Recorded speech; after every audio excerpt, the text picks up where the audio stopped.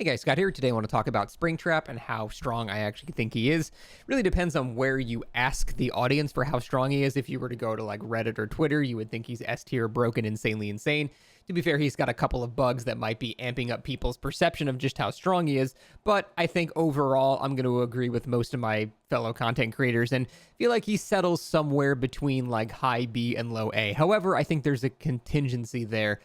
He's only that for now. I think my prediction that he will end up being kind of just run-of-the-mill B tier. And I wanted to go into exactly why that's the case. And it mostly has to do with the particular add-on that we'll go into.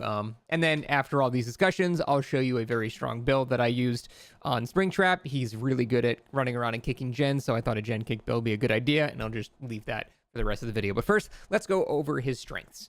In terms of downing potential, short range ability to down people is pretty strong. His zoning is very good, possibly annoyingly good. He's able to hold up a hatchet, unlike Huntress, and he doesn't really get slowed down nearly as much. So he's able to kind of just hold it and make you juke, and he just gets closer and closer and then just M1s you. It's very annoying when it happens. Pyramid Head was like the progenitor of that original design, and they eventually did kind of address that, but it is kind of annoying to go against that as Survivor. When people don't ever actually throw their hatchet, they just zone you into melee range and punch you in the face. So that is very strong.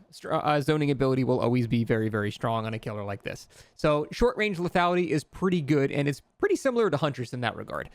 His map control is also extremely, extremely good, but it's got a couple of caveats. It's extremely good dependent on luck, which I think if a killer relies on map generation, then they inherently cannot be like something like A tier. Like Dredge, for example, will always be limited by the fact that he's very, very reliant on how the map randomly generates. And I think that is, a severely limiting factor. So sometimes you'll have doors that are right next to generators and they're perfect. You can just go pop in, check the gen, make sure no one's on it, and pop back out. Sometimes you get doors like on Swamp that are just in bumfuck nowhere. They're just in a corner of the map. They're just useless. So it really does depend on how you get your doors randomly spawned. And I think that is more of a point against Springtrap because it's very luck dependent. When it works out annoyingly so for the survivors, because you might have like 3 doors that are all pretty much right in the exact same spot, right on generators, and it's just very annoying to deal with the survivor. But again, very luck-based, so that can be both good or bad. Overall, he has a stealth mechanic as well that is pretty good. It lasts a significant amount of time after coming out of a door, but at the same time, it's kind of countered by the fact Springtrap is extremely loud, unless you're using the glitch trap skin, but for the most part, you can hear the mechanical stomping. You're never going to get like grabbed by this killer past the first week when you know what to listen for, but it does let you get in range sometimes on like an indoor map. So this is actually a range projectile killer that actually might not suffer as much on an indoor map because he can sort of activate undetectable at will, which is very good. So we've got short range, great lethality, we've got contingent map pressure, and then we've got pretty decent stealth. Overall, I think that makes a high B tier killer, and I think I'm comfortable with leaving him at that. But let's go over the actual downside. So his map control is great. He can teleport across the map.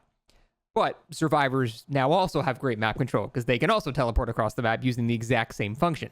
And so that is kind of hard to determine who that's going to benefit more, because as the killer is out for longer and longer, survivors will get better and better and smarter at using these doors.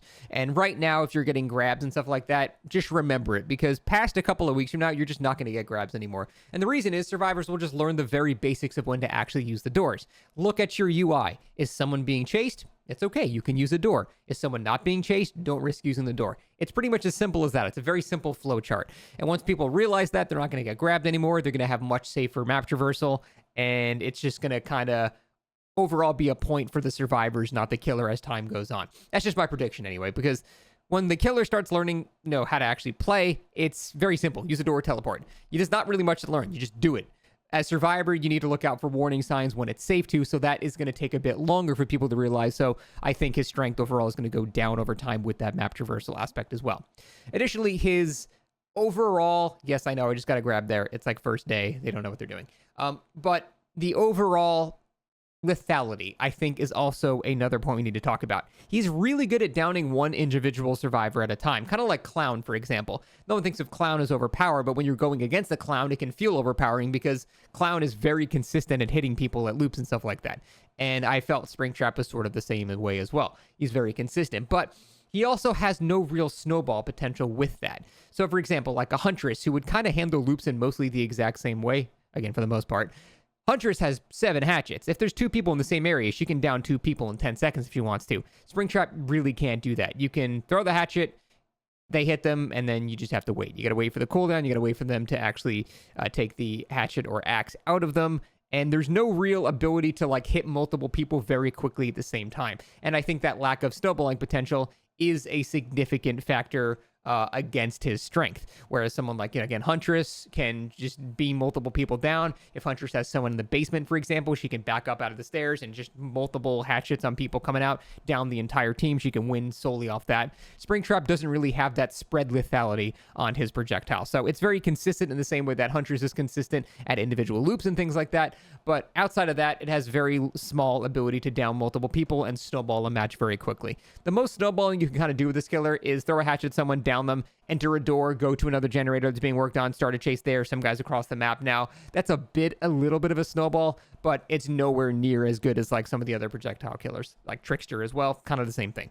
So very, very single target focused lethality is good for, the person that for the chase that you're having, it's great. But in terms of overall winning the match, it's not so great.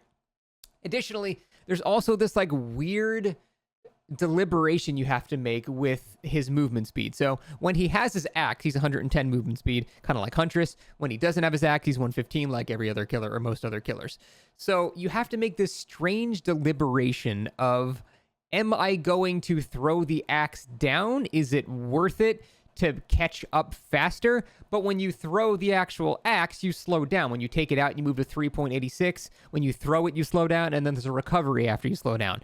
So there's a lot of built-in slowdown to that effect, to where it's kind of hard to gauge, should I throw this or not? I had a bunch of scenarios on Midwich, for example, where someone would be like maybe 20 meters away from me, running away from me, and I'm like, is this close enough to warrant keeping my hatchet? Or should I go through the slowdown of throwing a hatchet to get temporarily faster? Am I even going to gain any distance if I do that? And there's a lot of awkward deliberations like that where you're not quite sure if you should hang on to the hatchet or not.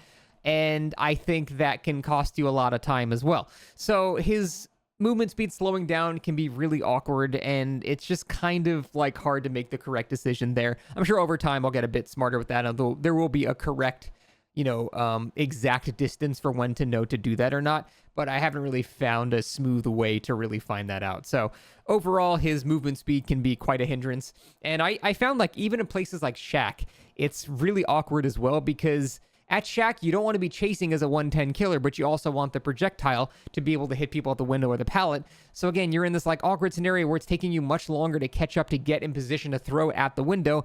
But if you don't have the hatchet, then you can't throw at the window. So now you're just a no power killer chasing. So it's like a lot of these scenarios where I'm playing and I'm like, I don't really know the correct decision to make here.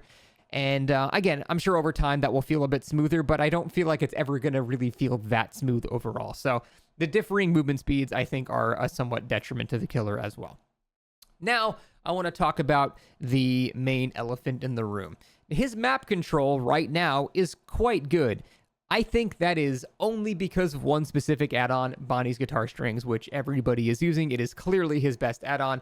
For those who don't know, Bonnie's Guitar Strings, whenever you enter a door, you get to see the progress of all the generators on the map. So it's sort of like Wraith's All-Seeing add-on. Legion has another add-on as well. But these add-ons for those killers are like iridescent. They are, the highest rarity of add-ons, and both of those killers can't teleport instantly to where that is. So we have a lower rarity, better add-on on this killer, which kind of doesn't make any sense. And because of that, I see it's going to be massively overused. And because of that, behavior is going to look at it, because this is how they balance things. And they're going to see, oh, wow, 95% of Springtraps are using Bonnie's Guitar Strings. This is probably too strong. Let's nerf it some more.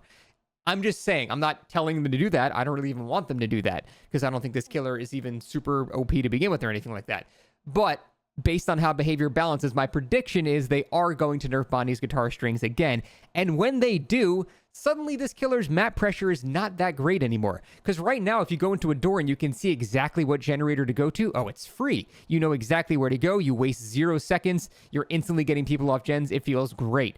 But if you don't have that, it takes a good amount, like, it takes like 6 seconds to go, like, get inside of a door, check it, make sure no one's there, go back in and traverse to a different door. Maybe that one's not quite near a generator. So you end up wasting a lot more time. It compounds very quickly over the match when you don't have the generator progress visible. So his map pressure is really contingent on this add-on that I'm pretty sure is going to get nerfed. And for that main reason, that's why I think even though he's like high B tier right now, I think he's actually going to settle a little bit lower because of that. Really depends on what behavior does there. If they keep it the same, then his map pressure will remain pretty strong, and I think he'll remain pretty confidently in a much higher B tier. But I don't know, man. Based on how they do things, I'm not feeling great about his prospects keeping that add-on the exact same. Because again, even comparison to other add-ons wise, it doesn't make any sense. It's lower rarity than Wraiths, and also Wraith can't teleport directly to the generator he sees. It kind of doesn't make any sense to their own design philosophy. So we'll see what happens there, but I feel like his map pressure is way too reliant on that and RNG in order to be considered an extremely strong killer. Now, there are a lot of people on Reddit saying this killer is overpowered because they just simply don't know how he works, or because there are certain aspects of his kit that are bugged. For example, the audio bug where you would lose directional audio upon using a camera, that's been fixed, so that was getting a lot of people free downs. He's also got a couple of other issues that are making people think he's much stronger. People think you can sit inside of a door and face camp someone. You can't do that anymore. That was also very quickly fixed, so there's a lot of things that people are complaining about that are not actually really even true anymore, and people just need more time to adjust to it, in my opinion. But overall, I think this is a pretty fair assessment of where he's going to end up. That being said, right now, with Bonnie's guitar strings, he is insanely good at kicking generators, because you can see exactly where to teleport and kick gen. So the rest of this match will be showing you a build that I say came up with. It's stacking a bunch of gen cake perks. Not exactly groundbreaking here, but you can see how effectively it was used. Generators are fully regressing from 80 to 0 with the newly buffed Call of Brine as well. So rest of this video will be that, and overall, yeah, that's it. Thanks for watching. See you next time. How long until Springtrap players learn security door hug tech? How long until Springtrap players learn the security door hudge? Hudge. Where are we going, boys? I guess this one.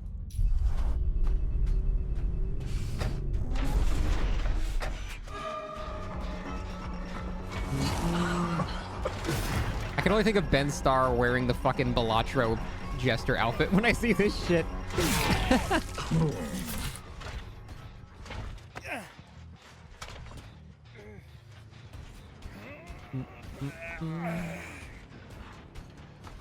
Wait. Scratch marks.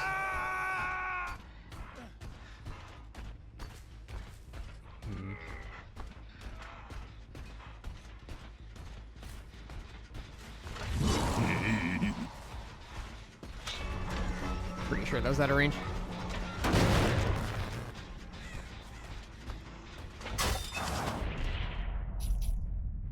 How dare you? Stop it.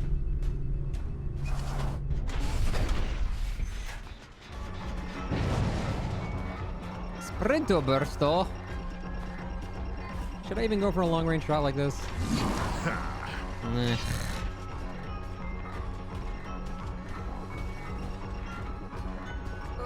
Chasing this 110 is pain.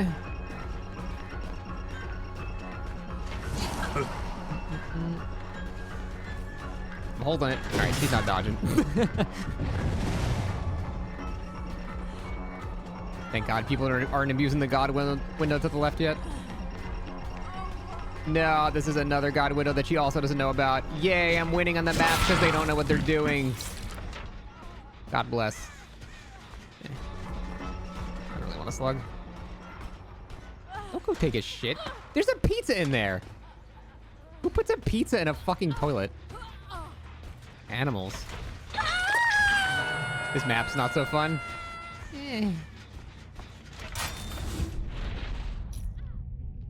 No.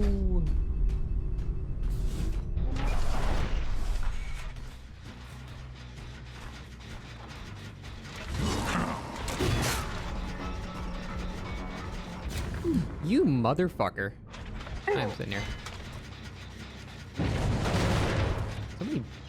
So many blast mines lately.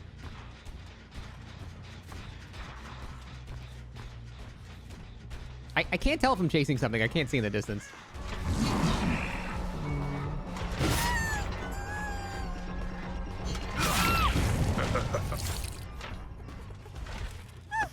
When was the last fun map? Oh man.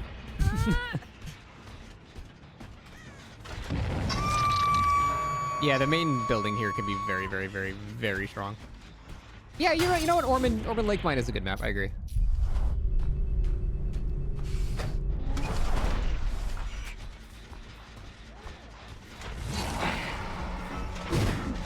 Fuck.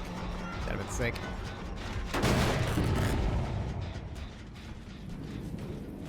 Nah, the poster is still really good. It's still very strong. It's just not as strong as it used to be.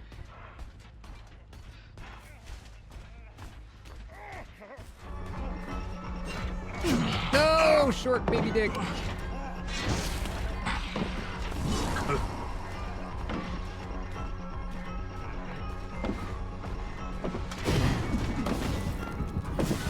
Oh, that works. I scared him. Not running the brown out on anymore? No. Don't really read Twitch chat? No, I read YouTube as well. I read Twitch a bit more, to be honest.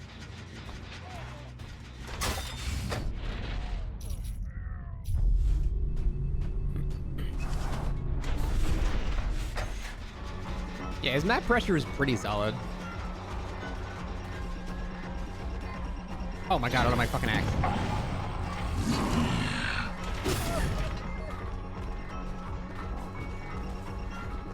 Dude, her movement is so laggy. What?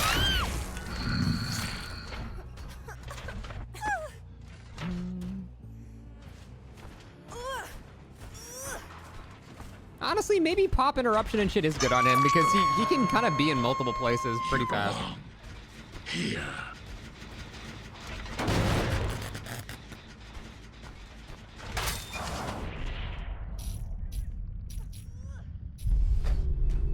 Which that's a lot faster. Yeah. Definitely tend to read that more.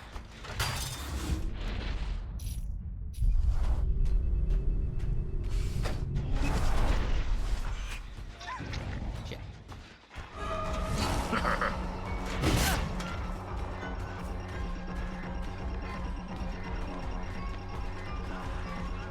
I sure is like this is Steve Goonington and he's with Goontrap. Does face camp meter still go up if you're camping in a door? Almost definitely. I haven't tested it myself, but your character still counts as being there, so I would assume yes.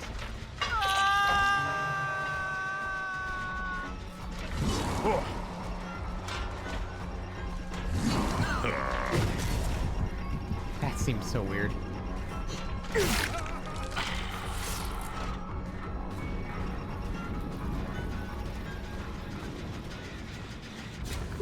Motherfucker. Actually, that just saves me so Call of Brian's not on cooldown anymore. All intended.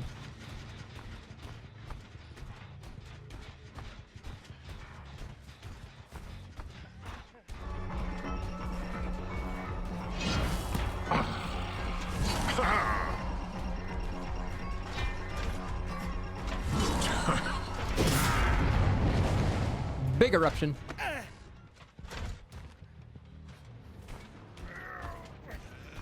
Is Call of Brian good now? I think it's decent now. Goodbye. The numbers on it are acceptable.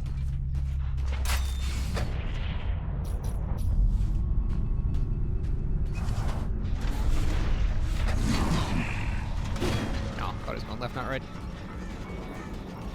Joke's on you, idiot. I did that on purpose to miss.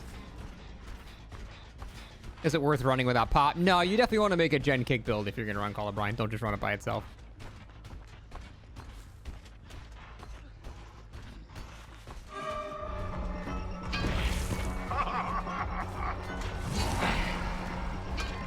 Haha, you've been zoned, idiot. Haha, you've been zoned, idiot.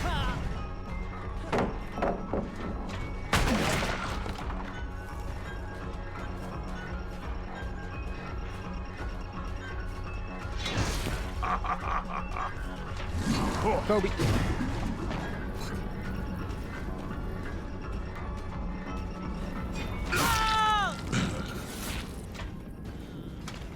Do you have a creator name I can use? No, unfortunately not. Thanks for asking, though.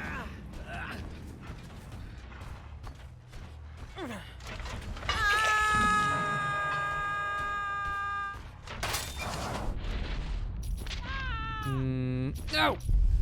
There's so many gens that are like at 60%.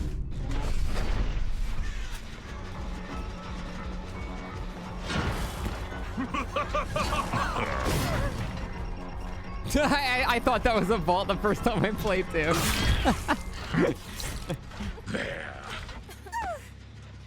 feel like once people get used to those oracles, they're going to be very difficult to hit. Dude, they're difficult to hit when they're not used to it. His build honestly seems pretty solid. He's able to just hop around, kick gens, and fuck off really quickly. Like, there are so many times gens were about to pop that I was able to just stop him, like this one.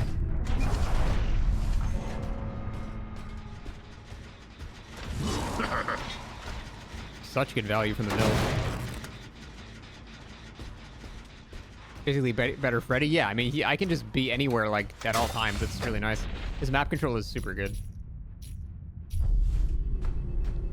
Worth using Doors to Survivor? It can be. If you have to make, like, a desperation save against somebody, it's certainly, not a bad idea. But you gotta make sure the killer's chasing someone.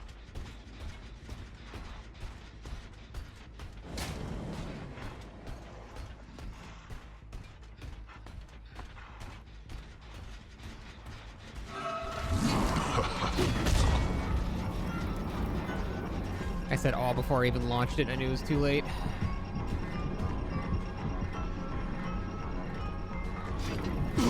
Oh, you finesse having slut.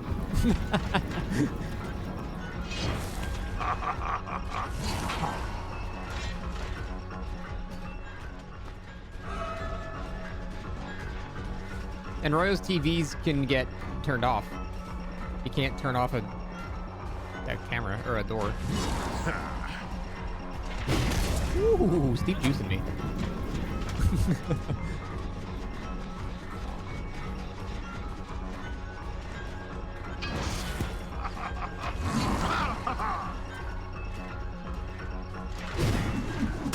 Eat shit. Where are your teabags now? God. He still did it. What a Giga Chad.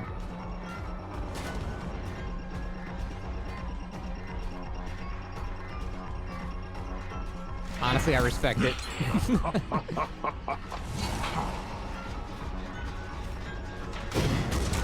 I don't know what I was aiming at there for, but it wasn't a living person.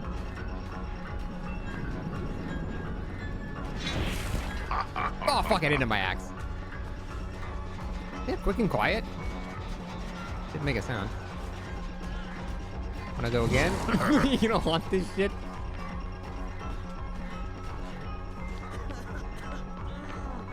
Running on mousepad space.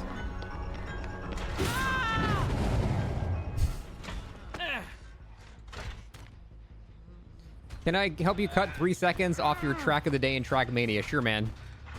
Message me after the stream. We'll get right on that. Is he known better than this killer? I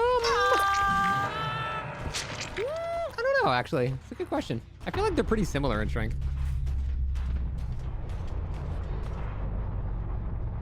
This is my hatch will spawn here hands. Game sucks. Vault sounds really broken now. Yeah, they've been broken for like over a month. Can't say I'm an enjoyer. Yeah, this build felt really good. Oh. That's convenient. Such a weird heavy arc it is.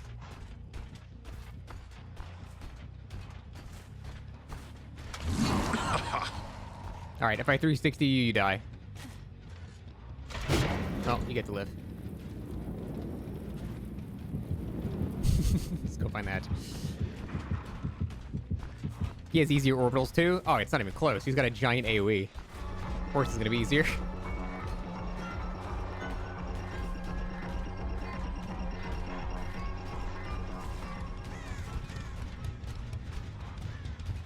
the hell is this thing? You found it?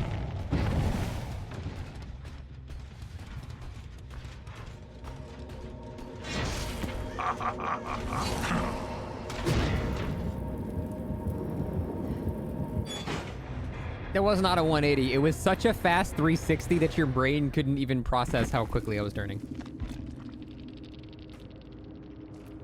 Oh my god, everyone's so polite! Holy shit, that was the nicest group of people ever. I expected nothing less from Steve Goonington, Goontrap, and BubbasOnly.com.